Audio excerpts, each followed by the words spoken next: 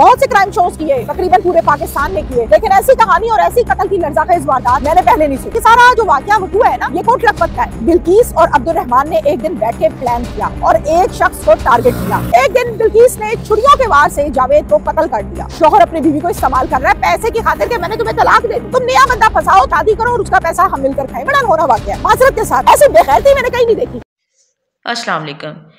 ये कहानी है बिल्किस की, जो कि अपने शोहर को बहुत मोहब्बत करती थी और डेली मार खाने के बाद भी अपने शोहर के साथ मुखलिस होकर रहा करती थी।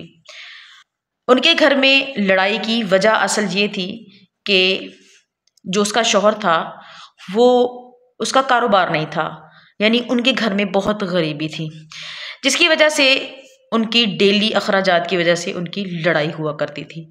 और डेली यही कहानी होती थी कि बिल्किस को मार पड़ी है और मोहल्ले वालों ने आकर उसको छुड़ाया है।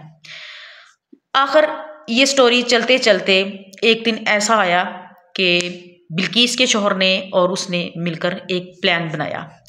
प्लान ये था, जनाब के शोहर ने कहा कि मैं तुम्हें तलाक देना चाहता हूँ। बीवी हैरान हुई और शोहर ने कहा कि तुम घबराओ नहीं, मैं तुम्हें तलाक नहीं दूंगा, लेकिन दुनिया वालों के सामने हमारी तलाक हो जाएगी। लेकिन तुम क्या करोगी, मेरे से अलग होकर रहा करोगी, लेकिन होगी तुम मेरे निकाह में ही। तुम क्या करोगी कि ये शो कराओगी दुनिया वालों को कि हमारी डिवोर्स हो चुकी है और अब हम एक साथ नहीं रहते। तुम ये करोगी कि तुम नेक्स्ट किसी अमीर बंदे से शादी करोगी और उसकी जायदाद अपने नाम लगवाओगी, फिर उसको मार दोगी और वो दौलत हम दोनों मिलकर इस्तेमाल करेंगे और खुशी हंसी ज़िंदगी गुजारेंगे। हुआ यही कि कुछ साल वो अलग हो गई और फिर उसने सेकंड शादी की और वो अमीर बंदे से की। और कुछ ही अरसा गुजरने के बाद उसने अपने शोहर को छुरियों के साथ वार कर करके मार दिया। उसने फिर अपने साबका शोहर से रब्ता किया और उसको कहने लगी कि मैंने इसको मार दिया है, अब तुम इसको टिकाने लगाओ। उसके साबका शोहर ने इसको कहा कि मेरे से अब रब्ता फ़िलहाल के लिए तुम ख़त्म कर दो, ये वो।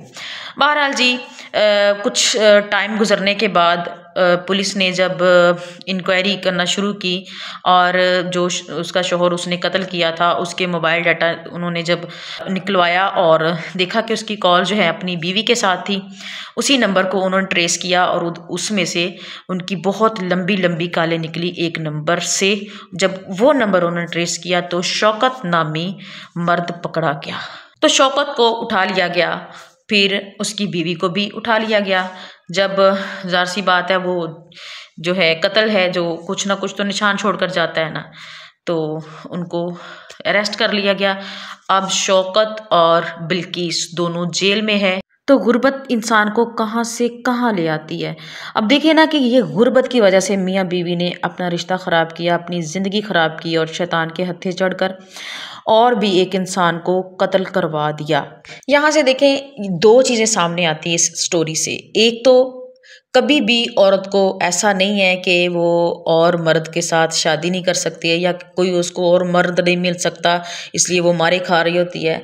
मर्द मिलते हैं लेकिन औरत वफादार होती है। अब देखें वो अगर इस शोहर को छोड़कर जा ही चुकी थी, एक और शोहर उसने कर ही लिया था, तो वो उसको छोड़ भी सकती थी, लेकिन नहीं, उसने अपना वादा याद रखा। लेकिन मैं ये कहूँगी ऐसी औरतें बहुत ही बेवकूफ़ होती हैं जो इस्लाम से दूरी की वजह से ऐसी हराम कामों में पड़ जाती हैं। ज़ाहिर बात है उसको ये तो याद रहा कि वो मेरा शौहर है, लेकिन उसको ये नहीं याद रहा इस्लाम में तलाक क्यों जायज़ की गई है। अल्लाह को नापसंद है तलाक, लेकिन जायज़ क्यों की गई है?